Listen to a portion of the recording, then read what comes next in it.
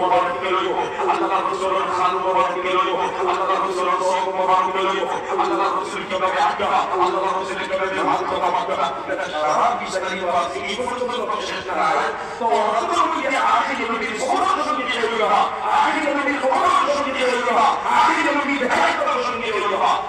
আল্লাহ সুবহানাল্লাহ এটা খালনা তো আবু বকর সিদ্দিক রাদিয়াল্লাহু তাআলা আনহু করে উত্তর দেই আর তার উত্তর দেওয়ার পরে সবটা ঠিক আছে সুবহানাল্লাহ এক পর্যায়ে এই যে তোমার জন্ম জাতক যে এই আবু বকর রহিয়া তুমি এক কাম করিয়াও ইও আদি ব্যবসা বাণিজ্যের সময় কাটাই না তুমি বাড়িতে যাও গিয়া তুমি আখিরি নবীর খবর শুনবি যায় তুমি আখিরি নবীর খবর শুনবি যায় তুমি আখিরি নবীর হেদায়েত শুনবি যায় তুমি যাও গিয়া সুবহানাল্লাহ আবু বকর সিদ্দিক বলেন আমি এই ব্যবসা আর তাই এলাকার একজন বিশিষ্ট মানুষ সমাজে কোন জায়গায় মানুষ বেশি আমি লাভ পাই দেন কোন জায়গায় লস লিখি অসম্ভব একটা ধারণা কথা আছে আমাদের বাড়িতে চলিয়া আমি আখিরি নবীর